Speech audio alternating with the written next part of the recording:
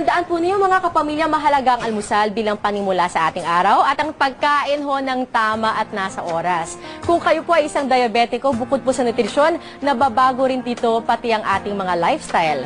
Patunay niyan ang isang manager ng isang kumpanya na maaga po siyang nagkaroon ng diabetes. Makisig ang katawan ng 25 anyos na si Arvin Acosta kung siya ay titignan.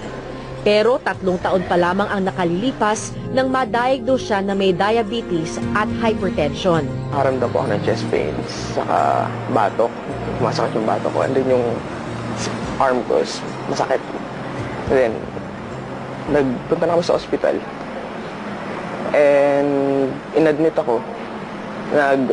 Nag-run ng tests. Lumabas po na diabetic hypertensive ako. Noong una ay hindi tanggap ni Arvin ang kanyang sakit.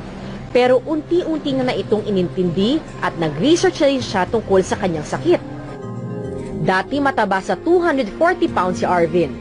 Pero nang unti-unting pumayat dahil sa diabetes, kaya't sinabayan na niya ito ng pag-eehersisyo para maging maganda ang kanyang pagbawas ng timbang. Ngayon, 143 pounds na lamang siya at mas maganda ang kanyang pakiramdam. Bilang manager sa isang publishing company, sobrang busy ang schedule ni Arvin. Kaya naman hindi siya nagpapabaya sa kanyang pagkain. Dahil kung minsan na hindi nakakakain sa tamang oras, hindi maganda ang kanyang nararamdaman. Generally, kahit anong meal po, na basta may lumagpas sa matagal na panahon na hindi po kumakain, syempre po nag-hypoglycemic po. Lumalabo po yung mata, may hilo. Para pong meron kang yung lagnat loob po. Sa ngayon, bantay sarado si Arvin sa kanyang kondisyon dahil para sa kanya, mas maganda na ang mag-ingat kaysa magdusa sa huli sa mga komplikasyong dulot ng diabetes. At 22 years old, nagkaroon ho siya ng mild stroke ha. Pero nakita nyo naman from 200 plus pounds, bumaba siya dahil binago niya ang kanyang lifestyle.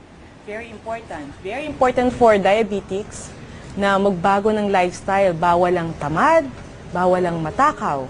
So yung katamaran sa katakawan, bawal na bawal yan.